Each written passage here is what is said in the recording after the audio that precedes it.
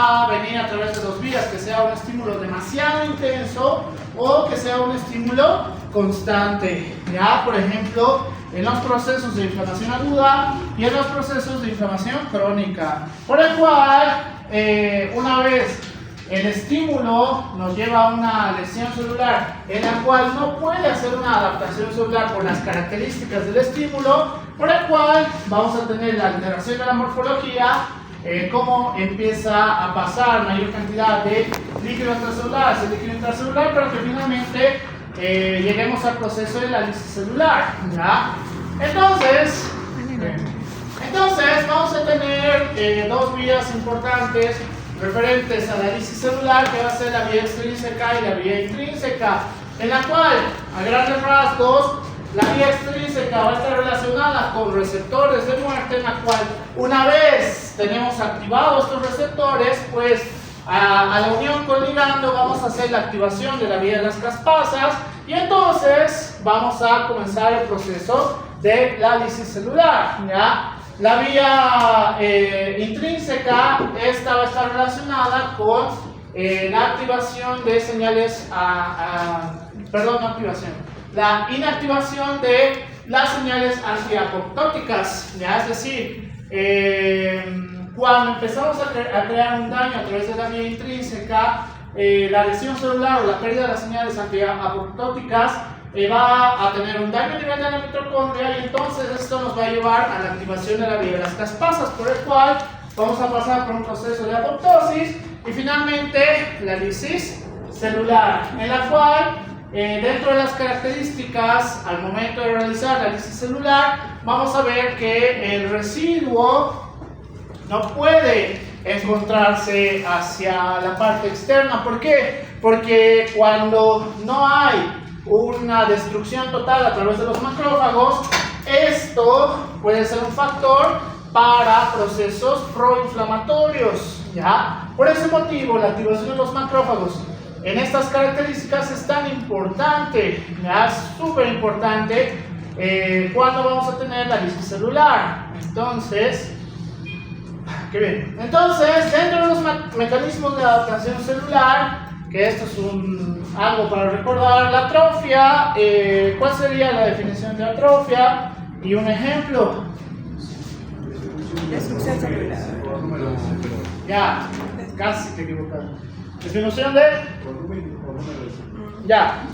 Ejemplo. Más común. ¿Por qué? ¿Por qué se daría?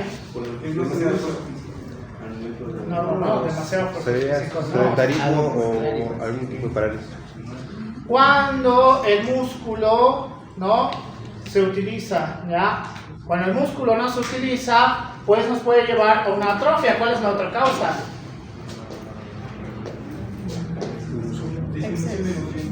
No. No están las causas de fisiopatología. La vejez. ¿Qué? La vejez. No. Cáncer, ¿no? Parálisis. ¿A qué te refieres con parálisis? Porque no se utiliza los músculos. Hay dos causas. Una, que el músculo no se utilice por inactivación como tal del músculo, o que tengamos una denervación, ¿ya? Es decir, a través de la parte nerviosa, pues ya no hay un estímulo para la contracción muscular, literalmente. Entonces, en estos casos nos puede llevar a la atrofia como tal, ¿ya? Hipertrofia, que es el más fácil. Aumento de crecimiento. Ya. Entonces, un ejemplo de hipertrofia muscular. ¿Cuál es el estímulo para el crecimiento del miocardio? Se dicen Mayor fuerza. Contracción. Mayor contracción. No es por la presión. ¿cuál es el estímulo para la hipertrofia miocárdica hipertensiva? Mayor vasopresor. Compresión de la cavidad. Aumento de la resistencia vascular. Bien, el aumento de la resistencia vascular va a ser uno de los estímulos para posteriormente llevarnos a la hipertrofia miocárdica hipertensiva. Es decir, hay otros tipos de hipertrofia miocárdica, pero en la relación con la hipertrofia miocárdica hipertensiva también puede llevarnos a un proceso de hipertrofia, no como en la mayoría de los músculos que tenemos que hacer una activación como tal. A diferencia de los otros músculos, la parte cardíaca no descansa, ¿ya? Hiperplasia, eso es el más fácil, supongo.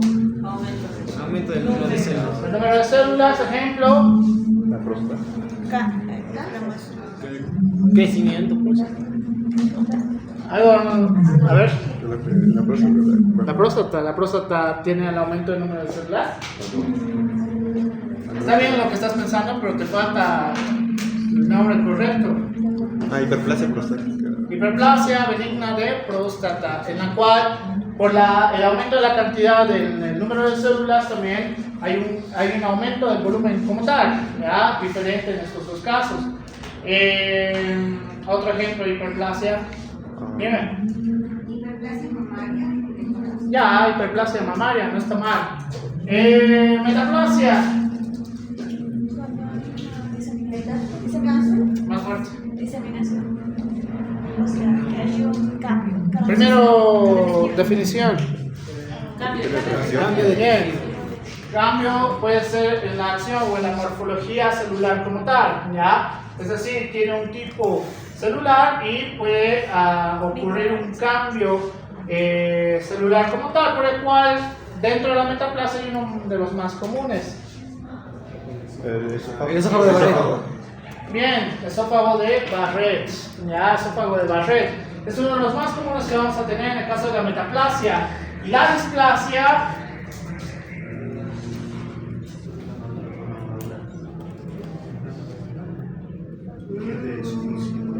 me falta ahí un poquito más. Dentro de la displasia vamos a ver que la diferencia que vamos a tener en comparación a la metaplasia, en la displasia, aunque no debería señalar esto porque está muy abajo, en el caso de la displasia podemos tener una alteración severa en la funcionalidad propia de la célula, ¿ya? La displasia, como nos menciona el libro de fisiopatología, esta sí está relacionada con premalignidad, ¿ya?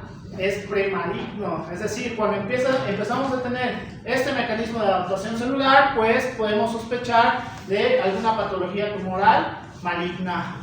Entonces, ¿cuál sería un ejemplo? Pues fácil. Mama. La gran mayoría de patologías tumorales malignas. Entonces, qué bien. Entonces, necesitamos tener en claro los mediadores inflamatorios, que en este caso van a ser 3 precisamente. Dentro de los mediadores preformados, ¿cuáles podemos encontrar? Uno que es el más importante. Bien, la histamina, que esto va a ser dentro de la regulación o de las regulaciones más importantes relacionadas con la alergia, uno de los mediadores preformados más importantes que vamos a tener, y tal cual en su división de histamina 1, 2 y 3, ¿ya? Entonces, a partir de los mediadores preformados, significaría que la histamina también estaría relacionada con la parte de mediadores inflamatorios, es decir, en aquellas personas que tienen rinitis alérgica, estamos hablando que tienen un proceso inflamatorio constante, ¿ya? Por eso tenemos que tener mucho cuidado cuando empezamos a hablar de estos 3 mediadores generados de novo.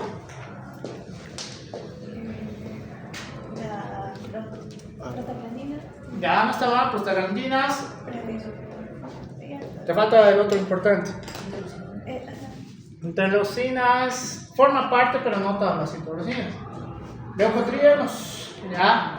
Prostaglandinas y leucotrienos. Entonces, las prostaglandinas y los leucotrienos, que estos van a estar directamente relacionados con los procesos inflamatorios, muy similar a lo que ocurre con las interleucinas también. A partir de las alteraciones de los mediadores inflamatorios, cuando hay un incremento agresivo, pues podemos determinar que estos 2 factores son de los más comunes para los mecanismos de la adaptación celular, ¿ya? Y finalmente los generadores del factor activador de plaquetas, es tal cual, que tendríamos que, o cuál es su función principal. Protección. ¿Protección contra qué? Agentes. Ya, protección contra agentes Lesivos.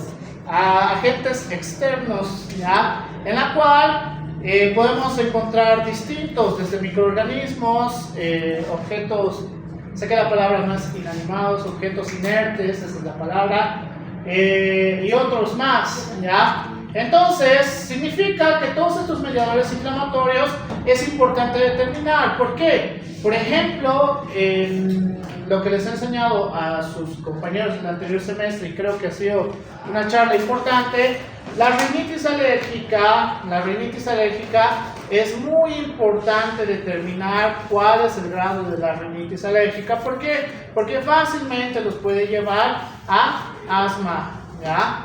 Y el paciente con asma tiene mucha probabilidad de una lesión respiratoria irreversible. Entonces, eso significa que en el caso de la rinitis alérgica, principalmente mediada a través de los mediadores preformados, entonces puede llevarnos también a la generación de otros procesos de mediadores inflamatorios.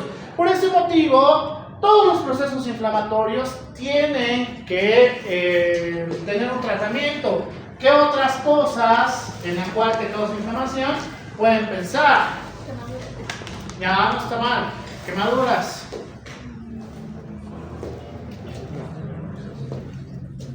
Nadie lo ha corregido, maldita sea. Incrustación de cuerpos extraños. Lo vamos a dividir en dos para que sea más fácil. Que va a ser. A ver, mejor. Microbiano y bacteriano. ¿Qué va a ser? No. ¿Qué va a ser en inflamación aguda e inflamación crónica? Entonces, teniendo en cuenta esos dos casos, ¿cuáles serían factores de inflamación aguda? Ahora sí, ahí ya dijeron quemaduras, ¿eso es agudo o crónico? Bien, agudo. ¿Qué más? Un golpe. Traumatismos, ya en general, no está mal. Agudo. La corrosión podría ser también otra. Sigue siendo dentro de traumatismos igual. Entonces, agudo. Astillas. Está dentro de traumatismos también. Está igual dentro de traumatismos. ¿Qué? Reacciones alérgicas, no asma, ¿ya? Las reacciones alérgicas entrarían dentro del proceso inflamatorio agudo, ¿ya? Reacciones alérgicas. ¿Cuál sería la diferencia entre un proceso de asma y una reacción alérgica? A grandes rasgos, no es necesario que me digan fisiopatológicamente. Tiempo. ¿En qué Al sentido? tiempo de la reacción. No. La reacción alérgica sí o sí tenemos que entrar en contacto con un agente causal, ¿ya? Sea lo que sea que seas alérgico, tu expareja, a estudiar o lo que sea, pues necesitas el contacto para activar toda la parte proinflamatoria a través de la vía de la histamina, etcétera, etcétera. En la cual estos sí se van a considerar procesos agudos, ¿ya? Mientras que los procesos crónicos inflamatorios, ¿cuáles pueden ser? Bacteriano. Infecciones en general, ya, está bien, entra dentro de los procesos crónicos. ¿Qué más?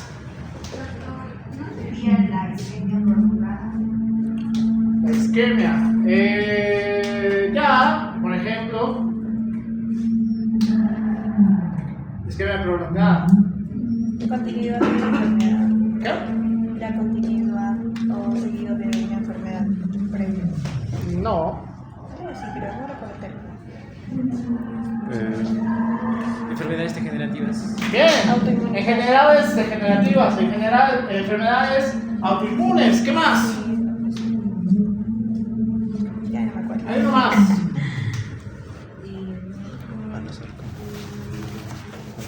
Síndromes de respuesta inflamatoria sistémica, que estas pueden entrar dentro de la parte crónica, ¿ya? Síndrome de respuesta inflamatoria sistémica. Entonces, y lo que se los voy a colocar en tarea porque solamente son 4 artículos, ahora se ha determinado que hay uno que se puede encontrar en un punto intermedio, pero que principalmente vamos a hablar de inflamación crónica, ¿ya? que es la obesidad, ¿ya? En la cual ahora, gracias a las nuevas definiciones de la obesidad y otros artículos asociados, hemos podido determinar que el paciente que entra dentro de la obesidad preclínica está en una fase aguda, de inflamación, por el cual, si está en un proceso de fase inflamatoria aguda, por las características de la obesidad preclínica, tiene mucha chance, asociado a todos los estilos de vida malos que tenga o que tenga factores de riesgo para adquirir otros tipos de patologías, puede pasar a algo crónico, ¿ya? Entonces, cuando ya estamos hablando de la obesidad clínica, como tal, vamos a hablar de procesos crónicos. Eso significa que la obesidad, hoy por hoy, con artículos científicos, se ha determinado que es muy peligroso para el paciente en recuperación quirúrgica, recuperación en cuidados intensivos, recuperación postoperatoria, recuperación después de alteraciones de enfermedades metabólicas como ser diabetes mellitus tipo 2, hipertensión arterial sistémica, etcétera, etcétera, ¿ya? Por el cual, a pesar de que ya les he dicho que el body positive está bien, siempre y cuando pues no te mientas, ¿verdad? O sea, no es normal no poder subir un piso y que empieces a ahogarte porque empiezas a tener trastornos inflamatorios debido a la obesidad. Entonces, eso significa que los procesos inflamatorios son muy peligrosos, ya son muy peligrosos. La próxima semana, porque ya es la próxima semana, cuando hable del síndrome de resistencia inflamatoria sistémica, etcétera, etcétera, ahí vamos a ver un poquito esto más a profundidad, ¿ya? Pero, algo que menciona el libro, dice que también tenemos que recordar cuál es la diferencia entre inmunidad innata e inmunidad adaptativa, en la cual, pues, tal cual te refiere, la inmunidad innata es la que vamos a poder adquirir casi desde el inicio de la vida, en la cual, principalmente a través de estímulo o la defensa directa y no específica, esa es la palabra que siempre me olvido, que la inmunidad innata no va a ser específica. Entonces, eso significa que la reacción que vamos a tener frente a agentes causales va a ser una cadena específica para todos, es decir, la liberación proinflamatoria a través de factor de necrosis tumoral gamma, la interleucina 12 para la activación de los macrófagos y finalmente tengamos la activación de los macrófagos y a través de los mismos proinflamatorios podamos tener cambios en la parte vascular para la activación de los neutrófilos y combatir la parte de los microorganismos. Es decir, la única finalidad de este es que podamos hacer un combate a cualquier agente causal que esté en nuestro organismo, muy diferente a lo que ocurre en la inmunidad adaptativa. La inmunidad adaptativa, esta va a tener efectos muy específicos sobre agentes causales, en la cual los linfocitos T CD4 van a ser la principal herramienta para combatirlos. Entonces, ¿cómo podríamos tener mayor cantidad de inmunidad adaptativa? Fácil. Sometiéndose a... Enfermar. Uno por uno, por favor. Enfermarse. No necesariamente, algo un poquito... Vacuna. Bien. Vacunas, ¿ya? Las vacunas tienen este tipo de acción. Es decir, no sería necesario... O en las viejas épocas, hace 100 años, aunque en Latinoamérica estoy seguro que no tanto, para que seas mucho más fuerte, pues tenías que enfermarte con el agente causal, ¿ya? Hoy por hoy, gracias a la tecnología y al avance de la medicina moderna, las vacunas nos ayudan, que a través de... Hay 3 tipos de vacuna, pero siempre me olvido del tercero, que ya sea por solamente una parte del microorganismo, en la cual a través de esta parte del microorganismo podamos hacer la activación de la inmunidad adaptativa para que posteriormente podamos combatir el agente causal o el microorganismo que esté inactivo. Ya el microorganismo está completo, pero está inactivo. Entonces vamos por la misma vía. Me he olvidado cuál es el tercero y siempre me olvido de las vacunas. Entonces, las vacunas son una gran herramienta para poder combatir. Por ejemplo, hay una vacuna que técnicamente, sobre todo los que vivimos a nivel del altiplano, deberíamos colocarnos constantemente, cada que necesitamos. ¿Cuál? Bien, la vacuna de la influenza. ¿Por qué? ¿Por qué? ¿Por qué sería necesario? Pero si, digamos, si yo me he contagiado de influenza este año, al año ya no me va a dar influenza, ¿o no? Sí, ¿por qué? Pero así no funciona la inmunidad adaptativa. Esa es la que Muta. ¿O quiere funcionar? No necesariamente. Se adapta. No hay varios tipos.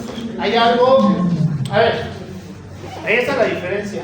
En la inmunidad adaptativa, si bien podemos tener factores para combatir el agente causal, dependiendo del agente causal, en algunos casos la formación del sistema inmune como tal específico para la defensa va a ir disminuyendo entre más tiempo pase.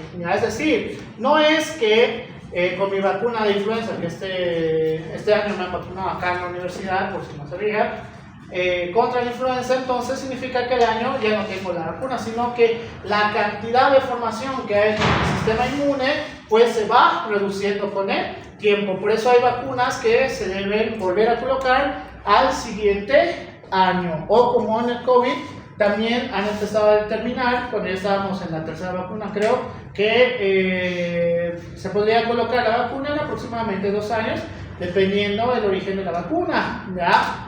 Así que, por eso es importante vacunar. Si aquí hay antivacunas, que no creo, porque están estudiando medicina, o si tienen familiares antivacunas, pues tienen que explicar esta parte. Por este motivo, debido a un gran sector de antivacunas, surgió una nueva, ni siquiera nueva, una patología que ya no había hace bastante tiempo y se ha reducido abruptamente hasta que nuevamente por la falta de colocación de vacunas volvió a surgir en Perú, Chile, Argentina y Bolivia.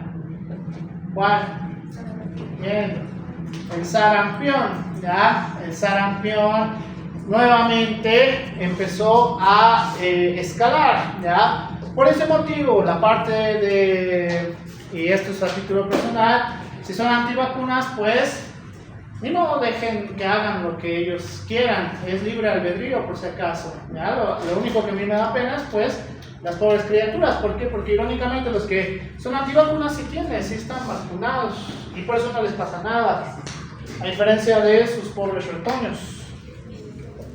¡Qué bien! Entonces, dentro de cuando tenemos un agente inflamatorio va a causar un daño celular como tal a través de la liberación de citocinas, en la cual vamos a empezar con las fases. En la fase vascular, al inicio, vamos a tener una vasoconstricción severa, que posteriormente vamos a hacer una vasodilatación en el lugar específico que tengamos. Es decir, si el agente inflamatorio es porque alguno de ustedes se metió con la pareja de alguien más y recibieron un golpe en la cara, significa que en el primer contacto que tengamos con el traumatismo va a haber una vasoconstricción severa en ese sitio, y que posteriormente alrededor del estímulo que tengamos del agente inflamatorio va a haber un proceso de vasodilatación, ¿ya? En la cual este proceso de vasodilatación también va a crear cambios en el equilibrio electrolítico, en la cual va a pasar mayor cantidad de líquido intracelular al líquido extracelular, y esto también te va a causar edema. ¡Qué bien! Edema. Y dentro de la fase celular vamos a hacer la activación de toda la fase proinflamatoria, en la cual todos estos procesos nos van a llevar a 3 posibles situaciones. Número 1, a la resolución. En este caso, ¿qué se les ocurriría relacionado con un agente inflamatorio para su resolución?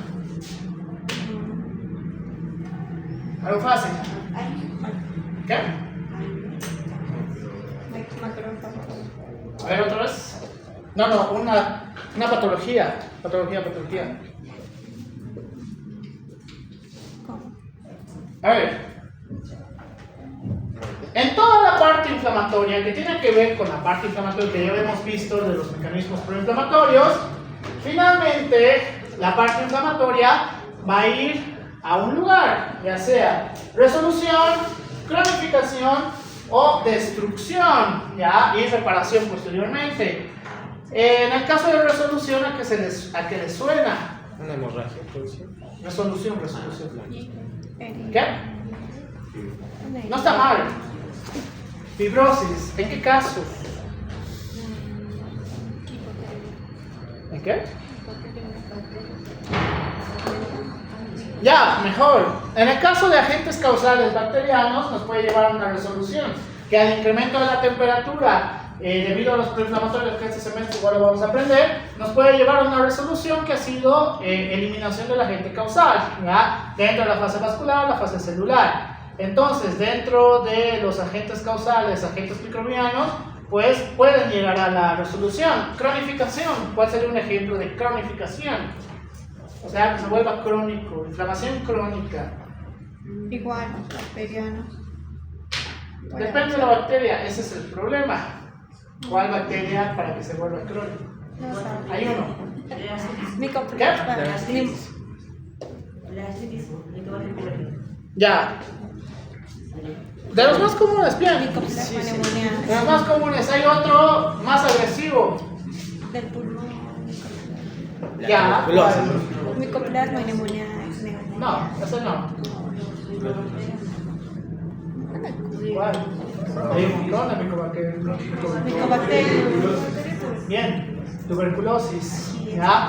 Estos sí nos van a llevar a procesos de cronificación, es decir, agentes causales nos pueden llevar o ¿qué otra cosa se les ocurriría que empieza a través de un agente inflamatorio? Que lo han dicho hace rato. La hemorragia. ¿Qué? La hemorragia, sí. Pero ¿Crónico? no creo. No. Traumatismo.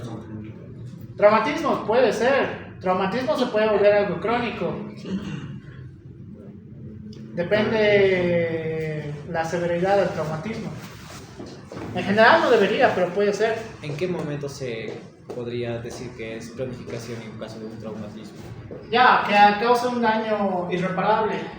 Por ejemplo, un traumatismo encefalocraneal, más o menos.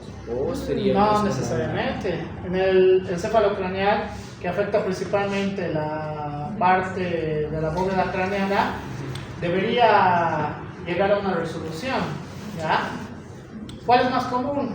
Articulaciones y músculos. Es decir, Artritis. la lesión articular es de las más comunes que nos puede llevar a cronificación. ¿Cómo se pueden dañar sus pobres articulaciones? Que eso hablé con el paralelo de Fisiopato 2. Obesidad. Obesidad, ya ahí me has agarrado, es un factor. Puede ser la obesidad, pero tarda mucho. Es inmune. Autoinmune. Algo más común entre ustedes. Agua fría. Descalcificación. Ah, no, pues no sería entonces. ¿Por qué se descalcificarían ustedes? Cambio de agua. Según estadísticas que ustedes mismos han hecho, el 65% de los estudiantes no hace ejercicio, ningún tipo de ejercicio. Ah, en sedentarismo. No, el sedentarismo no sería una clase de cronificación. ¿Cómo podrían dañarse sus articulaciones? Usando de más. Luxaciones. Hasta donde yo recuerdo no es tan común entre ustedes. Porque no los veo ahí cojeando ¿Qué? sus pobres tobillos. El alcoholismo sería. Irónicamente, el alcoholismo sí te puede llevar a un proceso de cronificación. Irónicamente, sí te puede llevar a un proceso de cronificación, por si acaso. Por eso, el alcohólico se vuelve edematizado de la cara, tiene fascia alcohólica, eso es fascia alcohólica. Entonces, por las alteraciones a nivel de la fase vascular, sí, técnicamente, podría llevarte un proceso de cronificación. ¿Cómo podrían dañarse las articulaciones? Y eso es algo de investigación que voy a hacer en ustedes, en general, o sea, en todos los estudiantes. Al parecer, están siguiendo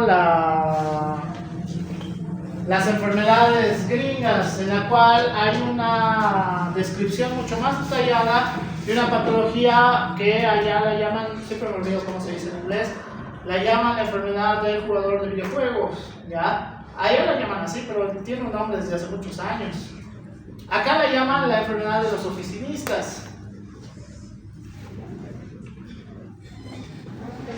A ver, ¿qué es una oficinista? ¿Estás sentado? Estás mucho tiempo sentado. No. Bien. Síndrome del túnel carpal, ¿ya? Síndrome del túnel carpal, ¿por qué? El mouse, no necesariamente el teclado. El apoyar constantemente sobre la computadora, en el caso de jugadores de videojuegos o oficinistas, te puede llevar al síndrome del túnel carpal. El síndrome del túnel carpal hay hace muchos años, que antes las causas eran diferentes, ¿ya? Que estaba mayormente descrita en aquellas personas que tenían que escribir constantemente, ¿ya? Porque igual tienen que apoyar. Son raras las personas que están escribiendo así, con su mano totalmente levantada. Cuando escribes demasiado, empiezas a apoyar, ¿ya? Entonces, las lesiones articulares en su caso, al parecer, porque ya he visto cambios en la parte articular, en el movimiento como tal, podrían causarles en ustedes. Yo no, que no debería ser común, pero al parecer se está volviendo común. Cada vez que ustedes, sobre todo los que no son de acá, empiezan a mudarse y empiezan a levantar objetos pesados, empiezan a crearse daño a nivel de la columna vertebral. ¿Por qué? Porque estoy seguro que la mayoría de ustedes levanta con la espalda y no levanta con las rodillas. Entonces, ahí es uno de los factores para daño articular, ¿ya? El problema de esto es que te va a dar un dolor tipo ciático, ¿ya? Ahí está el famoso dolor ciático. Así que tengan cuidado al levantar, por favor, si se están mudando, etcétera, etcétera. Y destrucción tisular y reparación. Aquí hay uno de los problemas que refiere el libro, en la cual la destrucción tisular nos puede llevar también al síndrome de respuesta inflamatoria sistémica. ¿Por qué? Porque el estímulo del agente inflamatorio puede ser tan severo en la cual no llegamos a un punto de la reparación, ¿ya? Que la finalidad que deberíamos tener en la parte inflamatoria sí o sí debería ser reparación, pero como lo vamos a aprender la próxima semana con el síndrome de respuesta inflamatoria sistémica, puede ser que nunca lleguemos a la fase de reparación y que finalmente lleguemos a un shock, ¿ya? Sé que todavía no entiendo esa parte, pero van a ir entendiendo. ¿Qué es esto? Empieza con Q. Es la migración. Ah, la química.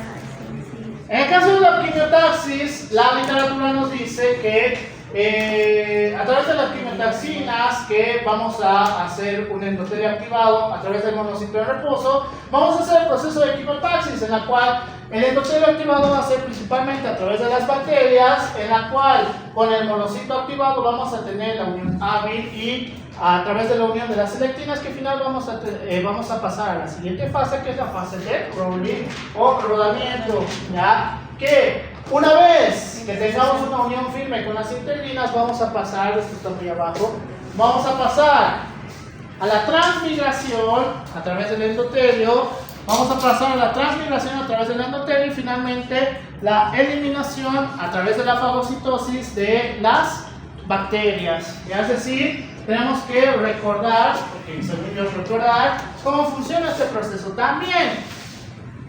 Entonces, cuando llegamos al proceso de la fagocitación, vamos a ver cómo tenemos un receptor a través de la bacteria opsonizada, en la cual vamos a tener la emisión de los pseudópodos para recubrir la bacteria y finalmente esta vaya ingresando hacia la célula para el proceso de fagocitación y finalmente en contacto con los lisosomas podamos proceder a la destrucción de las bacterias, ¿ya? O del agente causal en este caso, por el cual recordar el proceso de fagocitosis es muy importante también en este punto porque está relacionado con la parte inflamatoria en fisiopatología. La vía de activación del complemento, en la cual vamos a tener tres vías como tal. la vía clásica, la vía de activación de las lectinas y la vía alternativa, en la cual vamos a determinar que a través de la vía clásica o a través de la vía de las lectinas vamos a llegar al mismo sitio, que la vía de complemento 4 y la vía de complemento 2 nos van a llevar a la vía de complemento 3, que la diferencia con la vía alternativa es que esta va a llegar directamente hacia la activación de la vía de complemento 3, que después de diferentes procesos de activación de las vías del complemento hasta llegar a la vía de activación del complemento 7, 8 y 9, vamos a tener el complejo de ataque a la membrana, en la cual vamos a hacer una destrucción de las proteínas y vamos a crear una lisis celular. ¿Cómo? La lisis celular, a grandes rasgos, y no sé por qué igual está así en el libro, vamos a crear como perforaciones en la parte celular, en la cual la característica de la vía de complemento es vamos a hacer mayor cantidad de absorción de sodio, en la cual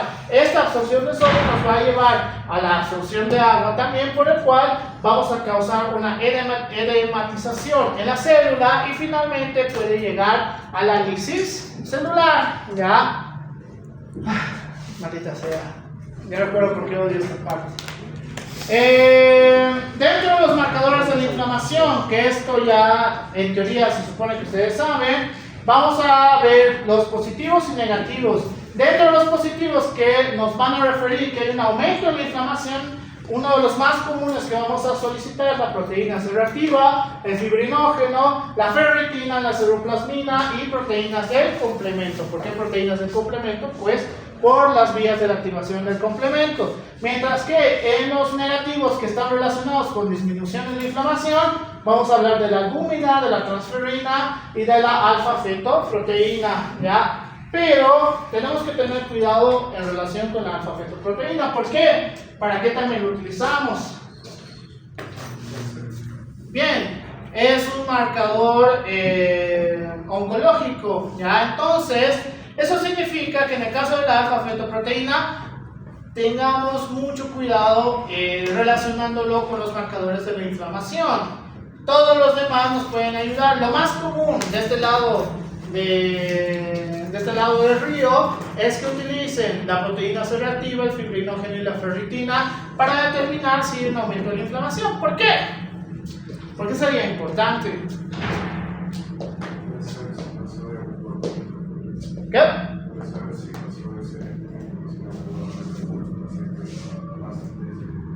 Ya, no está mal.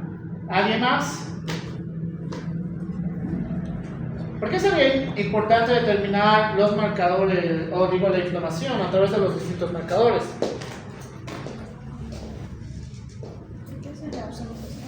¿Qué? Porque realizan la observación y se facilita la observación para que lleguen al lugar o al centro de lesión y para... Como médico.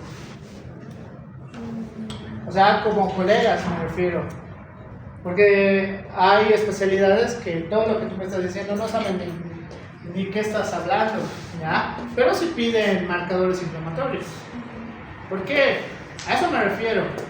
Porque como colegas sería importante pedir marcadores inflamatorios. Para dividirlo. ¿En qué? A ver si es algo. Para ver la progresión de la inflamación. ¿Para qué? Para ver la progresión de la inflamación. No está mal. Puede ser para ver la progresión de la inflamación, es decir, que si una proteína C reactiva tenía más 10 puntos de la cantidad normal en un inicio, ahora está en más 50, ¿eso qué significaría? La inflamación está mucho más agresiva, ¿ya? En el caso de la parte de los cirujanos, se pide mucha cantidad de marcadores inflamatorios, ¿ya?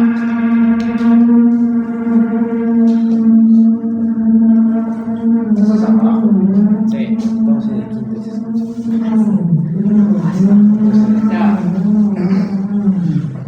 En la parte quirúrgica, siempre tratan de determinar la parte inflamatoria debido a que, por ejemplo, en procesos de colecistitis aguda y crónica es muy importante, en la cual dentro de los biomarcadores de inflamación la proteína C reactiva va a ser mucho mayor en una colecistitis aguda en relación a una colecistitis crónica. Y esto para los cirujanos es importante, ¿sí o no? Sí, porque las colecistitis agudas son muy difíciles de operar, ¿ya? Mientras que las policistitis crónicas son mucho más sencillos de hacer el acto quirúrgico por la característica de la inflamación, ¿ya? Entonces, eso en el caso de los cirujanos. En el caso de medicina interna, no, eso es muy general. En medicina interna nos sirve para un montón de patologías, por ejemplo en procesos de obesidad. Cuando ya empieza a tener alteraciones en los marcadores de la inflamación, significa que estamos dentro de los procesos de inflamación aguda o inflamación crónica. Hay que determinar si el paciente está dentro de obesidad preclínica o está dentro de una obesidad clínica, ¿ya? Así que es importante determinar qué ocurre en este caso con el paciente a través de los marcadores de la inflamación. ¿Por qué? Porque dentro de lo que habíamos visto, aquí bien, se lo había puesto aquí. Dentro de lo que habíamos visto, la parte inflamatoria va a llevarnos directamente a una resolución positiva o nos puede llevar a una cronificación. Que en el caso de la cronificación es mucho más peligroso para el paciente, ¿ya? Entonces, dentro de las causas inflamatorias vamos a tener patógenos, agresión física y material inorgánico. Agresión física, ¿a qué me refiero con eso? Bien, traumatismos en general, ¿ya? Con objetos contundentes, cortopunzantes, etcétera, etcétera, etcétera. Patógenos, wow. Técnicamente son 5, porque así lo menciona el libro, pero hasta donde yo recuerde, con uno todavía no podemos tener un contagio tan directo. Bacterias, virus, parásitos, hongos y ya priones. Lo refiere el libro, ya lo refiere el libro. Material inorgánico. ¿Cómo? ¿Qué?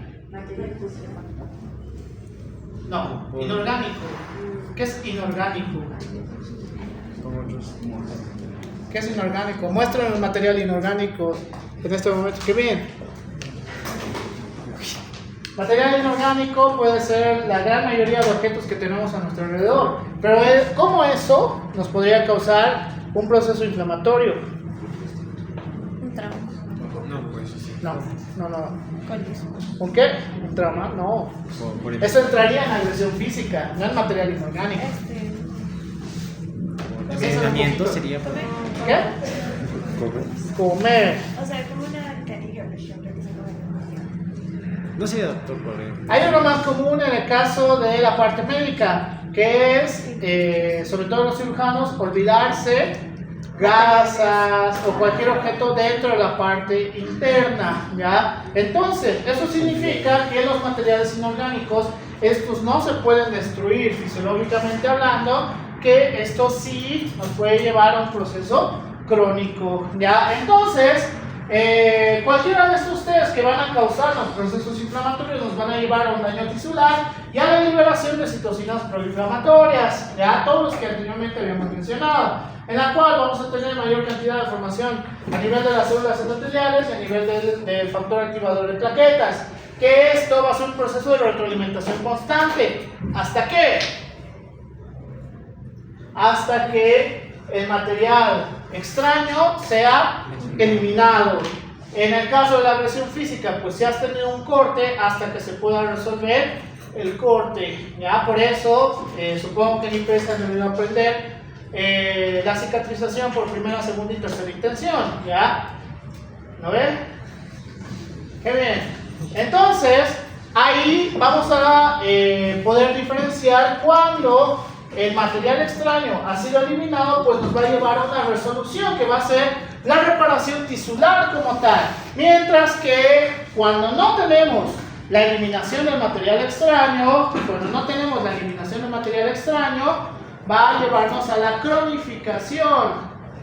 En el caso de los patógenos puede llevarnos a la cronificación, sí, por supuesto, ya han mencionado ejemplos claros ustedes. Y lo peor es que el material inorgánico no se puede eliminar. Nosotros, nuestro sistema no tiene la capacidad de eliminar material inorgánico, ¿ya? Salvo aquellos que se pueden eliminar en contacto con cierta cantidad de líquidos dentro de nuestro organismo, ¿ya? Por ejemplo, el cat-cut, ese va a poder eliminarse por sí solo, solamente en contacto con líquido, ¿ya?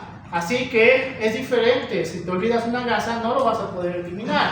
Entonces ahí significa que la causa de todo el proceso proinflamatorio es debido a un colega. El colega tiene la culpa, no es como que el paciente se metió una gasa y dijo lo dejaré ahí a ver qué pasa, ¿ya? Así que tenemos que tener mucho cuidado en estos aspectos. Hay una cosa que su compañera me comentó y tendría técnicamente razón. Cuando tragan objetos a través del sistema digestivo, técnicamente dependiendo del objeto, la gran mayoría tiene la facilidad de eliminación, salvo los metales. Eliminación me refiero a que va a volver a salir, por si acaso. Recuerden, no podemos destruirlo, ¿ya? Así lo traguemos, tampoco lo podemos destruir. Salvo los metales, ¿ya? Monedas, baterías, pilas. Y en ¿Qué más caso, podrían tragar? ¿Qué? en caso de vidrios, ¿no? Por ejemplo, como dijo, una canica. Canica. También lo podemos tragar, pero la parte buena es que no tiene tanta lesión en contacto con la mucosa. Es decir, cuando tiene contacto con la mucosa te va a llevar a un proceso inflamatorio, pero el metal te puede llevar al proceso de corrosión, ¿ya? Te puede tragar una moneda, puede hacer que te perfore el estómago o la parte intestinal. Esa es la gran diferencia que vamos a tener. Secreto de cirujano, supongo, porque es lo que me han enseñado. Cuando pasa de la tercera porción del duodeno, ya está cerca del intestino grueso, solo hay que esperar a que salga, ¿ya? Si está por encima de la tercera porción del duodeno, hay que estar expectante, si no entrará acto quirúrgico inmediatamente. Así que no traigan monedas, no hagan nada estúpido, por favor. Depende del material. Por ejemplo, las monedas solamente necesitamos rayos X, porque así se va a poder determinar dónde se encuentra aproximadamente. Si tiene otro material, por ejemplo las canicas, con ecografía o tomografía podemos determinar dónde aproximadamente está. Mejor ecografía, porque hace ecogenicidad. Y plástico. También ecogenicidad, ecografía.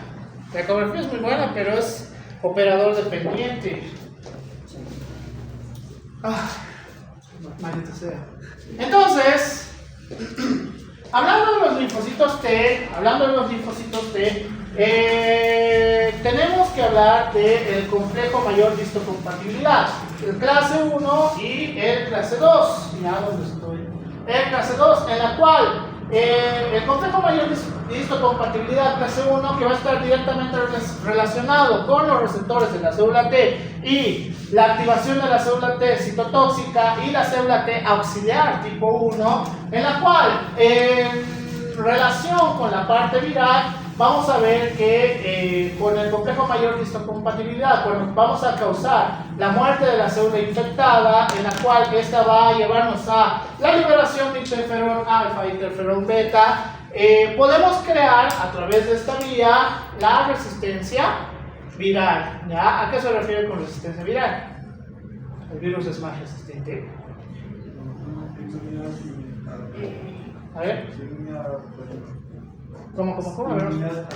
Bien, inmunidad adaptativa, en la cual, por eso, en el COVID, al inicio, se esperaba que nosotros tengamos resistencia viral, que técnicamente algunas personas sí la tuvieron, ¿ya? Sobre todo los jóvenes, los que tenían factores de riesgo o tenían una edad mayor a los 40 años, no podían hacer una resistencia viral. ¿Por qué? Porque estaban frente a una cascada de proinflamatorios, entonces no podían llegar a la destrucción como tal y finalmente tener la resistencia viral. Entonces, otro de los factores relacionados con la activación de la célula T citotóxica también nos puede llevar a la formación de resistencia viral, ¿verdad? En la cual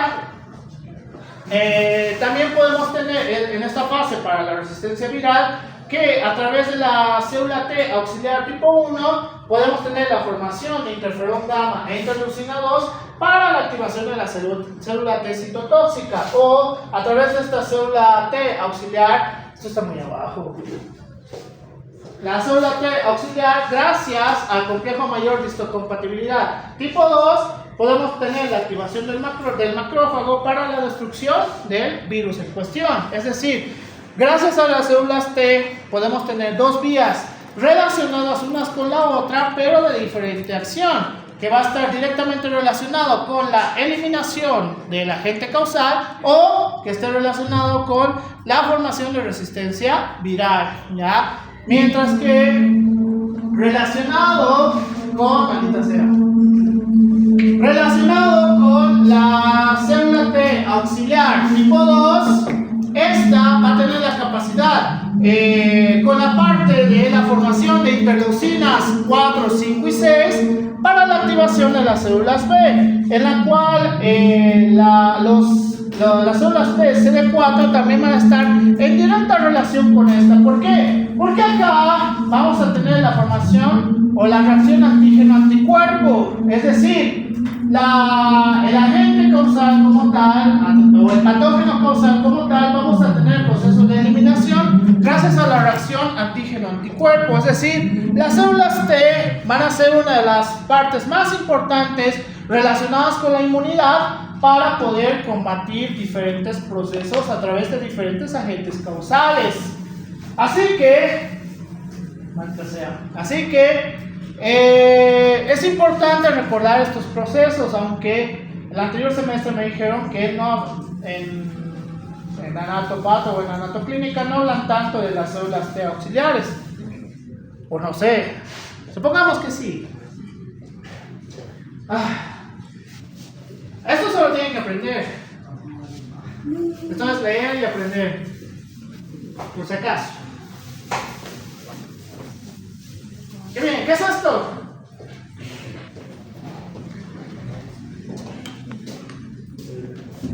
La estructura del cuerpo. ¿La estructura de qué has dicho?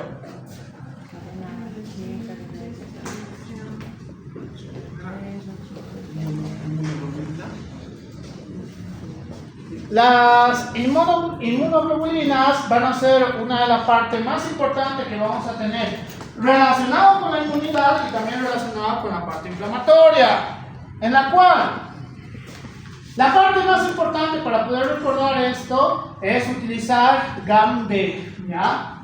GAM-D, en la cual vamos a recordar que está la inmunoglobulina G, inmunoglobulina A, inmunoglobulina M, inmunoglobulina D y la inmunoglobulina E. La inmunoglobulina G,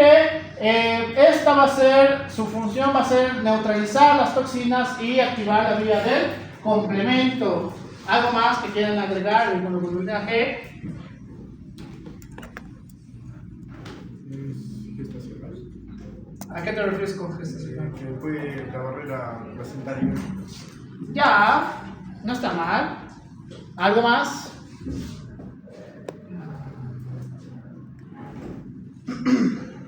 Maldita sea.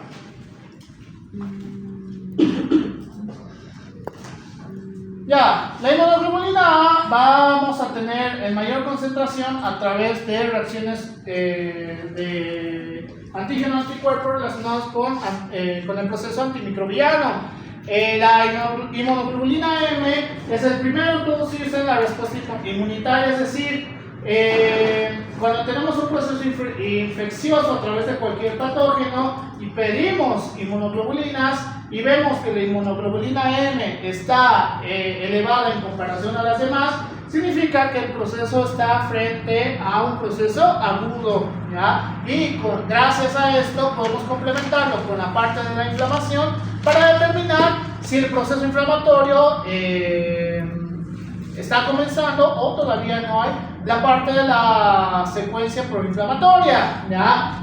Inmunoglobulina D, receptores de antígenos de la superficie celular, o la literatura también nos dice que existe a nivel de las mucosas, ¿ya? A nivel de las mucosas. Y la inmunoglobulina E vamos a encontrar principalmente relacionado con procesos alérgicos y procesos parasitarios, ¿ya?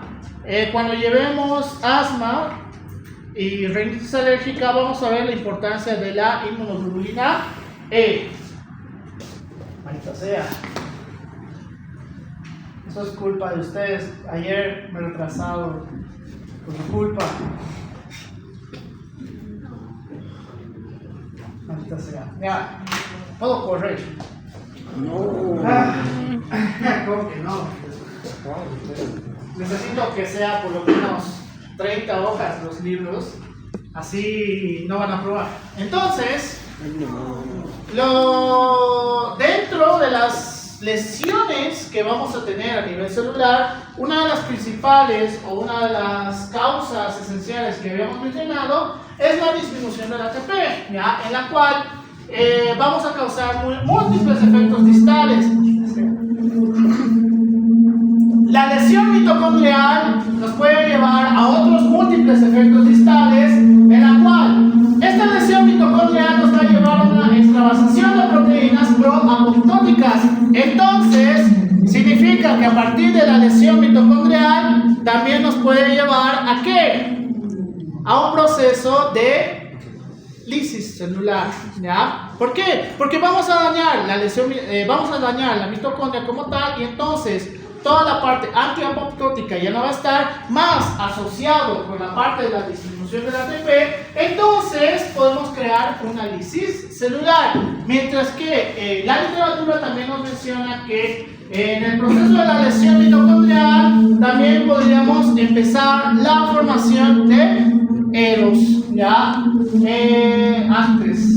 La entrada de calcio también son una de las causas más comunes que vamos a tener, en la cual hay un aumento de la permeabilidad de las mitocondrias y una activación de las enzimas celulares. Cuando hay un incremento de la formación de los eros, tenemos una lesión de los lípidos, las proteínas y el ADN. Por eso les decía que la lesión de la mitocondria puede llevarnos a alteraciones a nivel de el núcleo de la célula como tal, y también vamos a tener mayor formación de eros, por el cual, que esto es a lo que quiero llegar.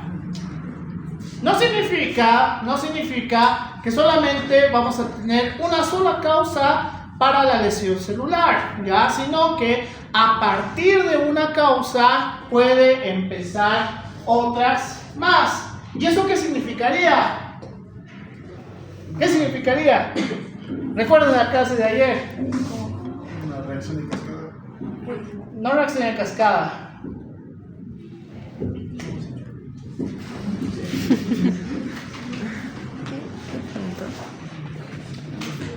Recuerden, ocurre la lesión y ¿qué sigue? Respuesta inflamatoria. No, les he dicho que no. Necrosis. No, sigue siendo muerte celular. Ah, Bien, no, pues. adaptación celular. Si la adaptación celular nos ayuda a solucionar cualquiera de estos estímulos de la lesión celular, pues entonces podemos llegar a una fase de resolución, ¿ya? En caso de que la adaptación celular no pueda ayudarnos a eliminar estos estímulos, ahora sí, ¿qué va a ocurrir? Ahora sí, lisis celular, ¿ya? Muerte celular, ya sea una muerte celular programada o una muerte celular no programada, ¿ya? Entonces, la lesión de la membrana, el mal plegamiento de las proteínas también van a ser otras causas para la lesión celular como tal, ¿ya? Es decir, lo que quiero que se queden con esta parte. Puede haber más causas para el daño celular como tal, pero no significa que si tengo una disminución del ATP, solamente voy a tener una disminución del ATP. Significa que el estímulo que está causando la lesión celular puede llevarme a un daño mucho más agresivo, en la cual ya podríamos hablar inclusive de un síndrome de respuesta inflamatoria sistémica. Entonces, dentro de la isquemia, que va a ser una de las causas más comunes que vamos a tener para daño a nivel de la mitocondria, ¿qué podría causar isquemia? Creo que ya no les voy a preguntar nada, voy a avanzar más. Ahí es donde me retraso. ¿Qué causa isquemia? A ver. Gabriela. Disminución de flujo sanguíneo. Ya vamos a tomar disminución del flujo sanguíneo, puede ser. Trombosis, embolo. Trombosis, ya también puede ser. ¿Qué más? Vasoespasmo. Vasospasmo, disminución de la saturación también, disminución del gasto cardíaco también.